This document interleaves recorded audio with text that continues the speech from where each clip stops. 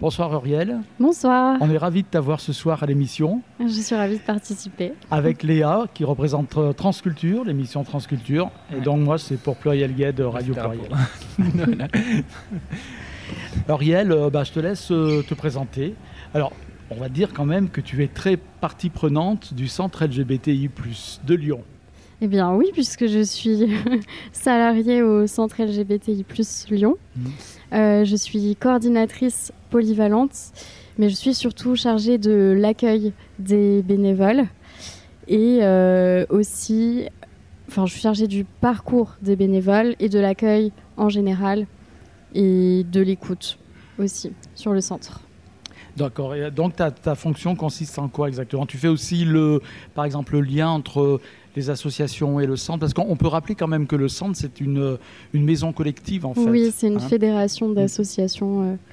Il y a 36 associations qui sont adhérentes au centre actuellement. Et c'est surtout le bureau qui fait la coordination avec les associations membres du centre. Ça peut m'arriver de faciliter des échanges ou de faire passer aussi des mails ou ce genre de choses. Mais moi, je gère plutôt tout ce qui va être en interne avec nos bénévoles à nous, le parcours des bénévoles.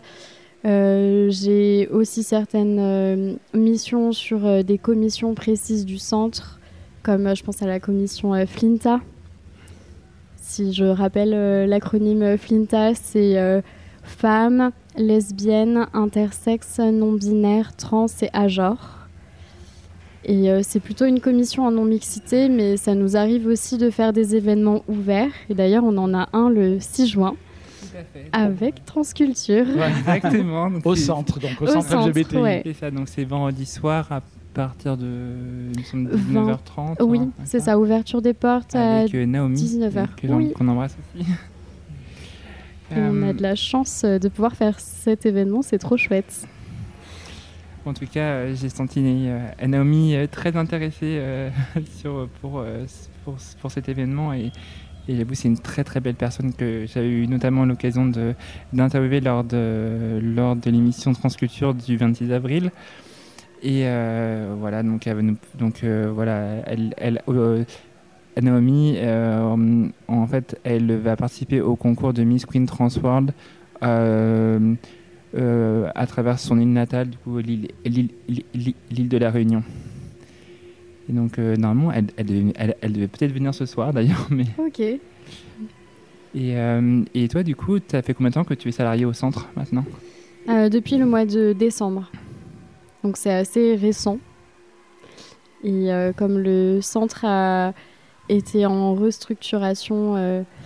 Maintenant, il y a un cadre qui n'existait pas avant et c'est aussi beaucoup de choses à construire, peut-être aussi de la confiance à redonner aux gens, redynamiser cet espace pour pouvoir accueillir du monde et en faire un espace de vie plutôt convivial et qui fonctionne. Et puis, on a aussi une mission de formation, des permanences juridiques avec des avocats et aussi...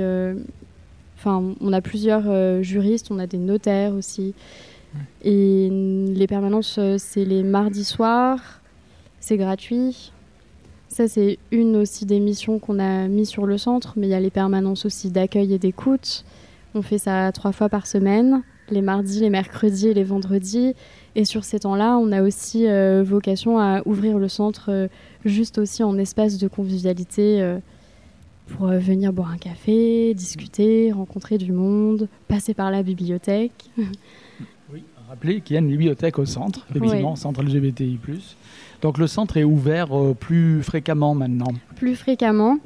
Et sur le long terme, on aimerait bien réussir à l'ouvrir tous les jours. D'accord.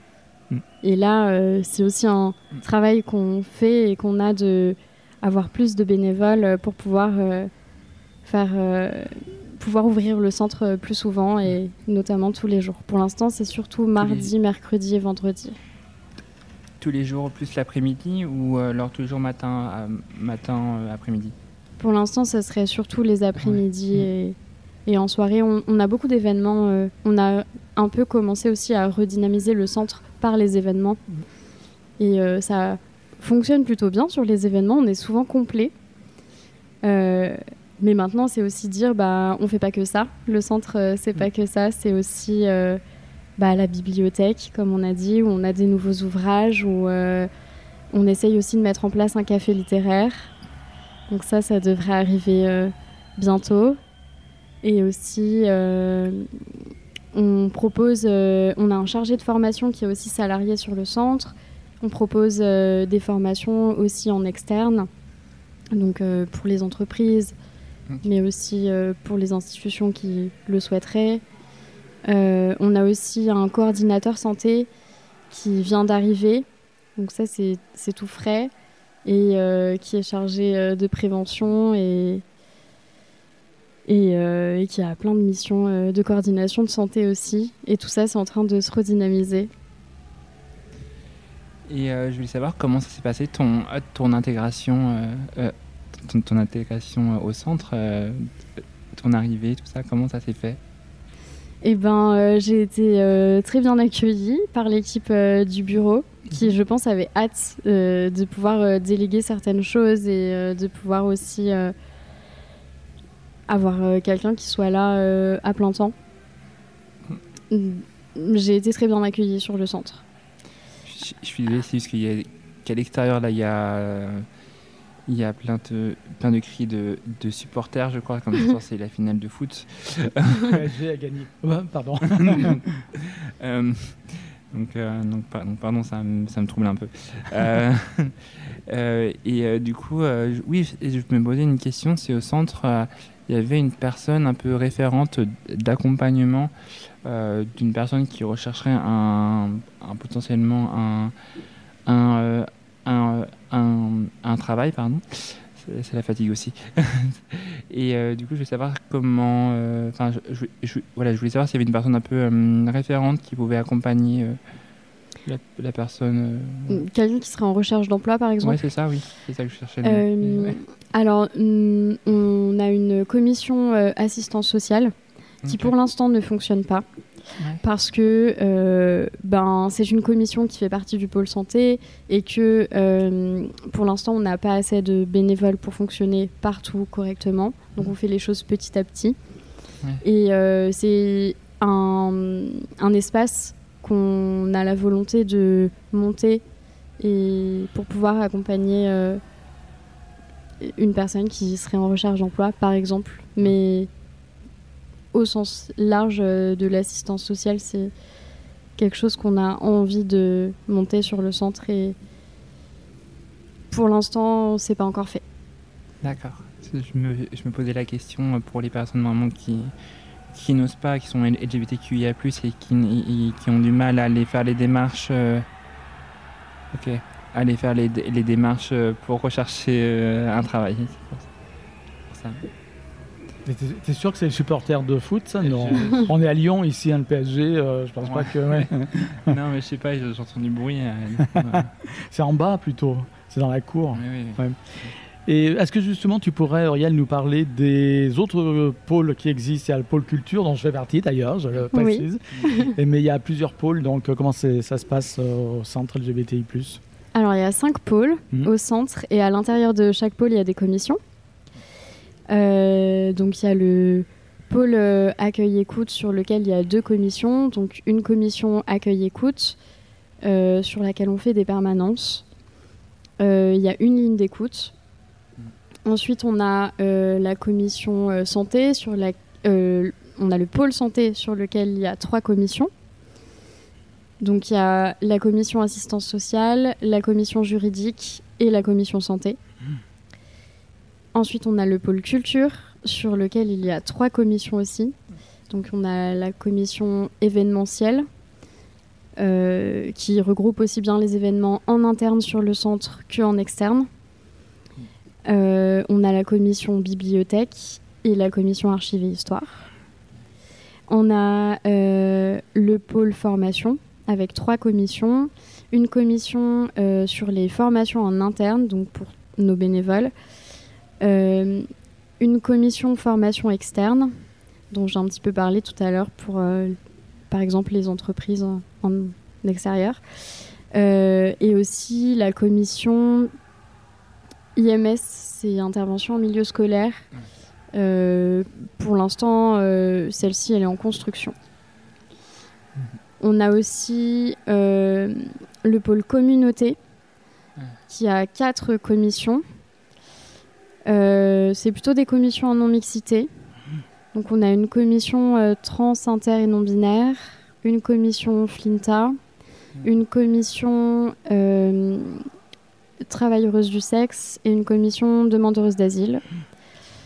Et du coup, quels sont les projets à venir pour le centre ? Il y a pas mal de projets du côté événementiel, puisqu'on a une bonne programmation sur le mois de juin. Ensuite, je sais que, par exemple, dans la commission juridique, il y a une partie juridique permanence sur le centre, mais il y a aussi une partie plaidoyer. Et celle-ci, elle est à travailler et à développer. Ça, c'est un projet sur le long terme. Développer aussi la commission demandeuse d'asile, c'est un projet du centre, parce que pour l'instant, c'est une commission qui fonctionne pas actuellement, puisqu'on est en train d'aller réunir les informations qu'il faut, parce qu'il y a une demande très forte sur le territoire actuellement, et que les associations avec qui on est en lien, je pense à 2MSG ou ML+, par exemple, sont saturées de demandes actuellement, donc c'est compliqué de répondre à toutes les demandes, et c'est pour ça aussi qu'on va un peu sur cette question-là.